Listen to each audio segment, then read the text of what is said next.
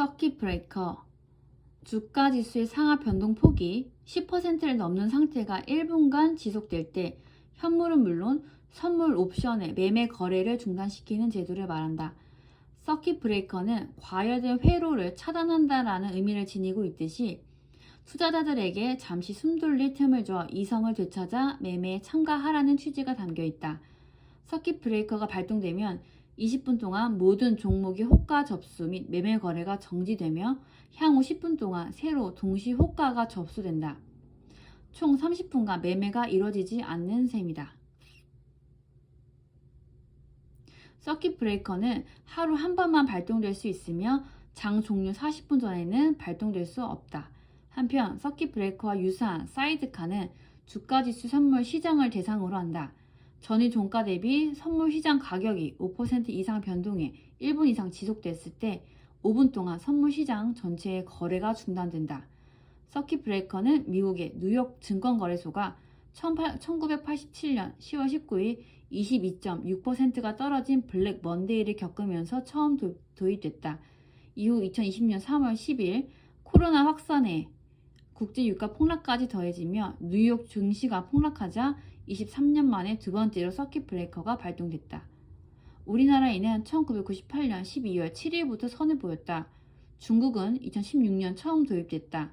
상하이 선전 증시의 대형주로 구성된 CSI 300 지수가 5% 이상 급등 급락하면 15분간 거래를 정지하고 7% 이상 급등 급락하면 장 마감까지 거래를 완전 중단한다.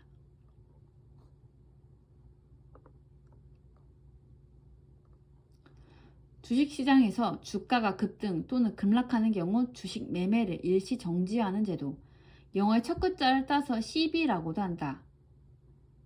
전기 회로에서 서킷 브레이커가 과열된 회로를 차단하는 장치를 말하듯 주식시장에서 주가가 갑자기 급락하는 경우 시장이 미치는 충격을 완화하기 위하여 주식 매매를 일시 정지하는 제도로 주식 거래 중단 제도라고도 한다.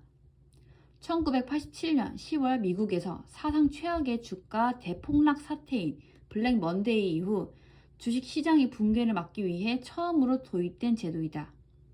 뉴욕 증권거래소의 경우 10%, 20%, 30%의 하락 상황에 따라 1시간에서 2시간 거래가 중단되거나 아예 그날 시장이 멈춰버리기도 한다. 한국에서는 증권거래소가 하루에 움직일 수 있는 주식의 가격 제한폭이 지난 1998년 12월 종전 상하 12%에서 상하 15%로 확대되면서 손실을 입을 위험이 더 커진 투자자들을 보호하기 위해 도입하였다. 코스닥 시장에는 2001년 10월 15일 도입이 되었는데 현물 주식과 선물 옵션의 모든 거래를 중단시키는 현물 서킷 브레이커와 선물 옵션 거래만 중단시키는 선물 서킷 브레이크로 구분된다. 현물 서킷 브레이커는 현물 주가가 폭락하는 경우에만 발동하며 서킷 브레이크는 선물 가격이 급등하거나 급락할 때 모두 발동된다. 2015년 6월 가격 제한폭이 상하 30%로 확대되면서 서킷 브레이커가 3단계로 세분화되었다. 1단계는 최초로 종합 주가지수가 전일 대비에 비해 8% 이상 하락한 경우 발동된다. 1단계 발동 시 모든 주식 거래가 20분간 중단되며 이후 10분간 단일가 매매로 거래가 재개된다. 2단계는 전일에 비해 15% 이상 하락하고 1단계 발동 지수 대비 1% 이상 추가 하락하는 경우에 발동된다. 2단계 발동 시 1단계와 마찬가지로 20분간 모든 거래가 중단되며 이후 10분간 단일가 매매로 거래가 재개된다. 3단계는 전일에 비해 20% 이상 하락하고 2단계 발동지수 대비 1% 이상 추가 하락한 경우 발동되며 발동 시점을 기준으로 모든 주식 거래가 종료된다. 주식시장 개장 5분 후부터 장이 끝나기 40분 전인 오후 2시 50분까지 발동할 수 있으며 각 단계별로 하루에 한 번만 발동할 수 있다. 다만 3단계 서킷 브레이커는 장이 끝날 때까지 발동이 가능하다.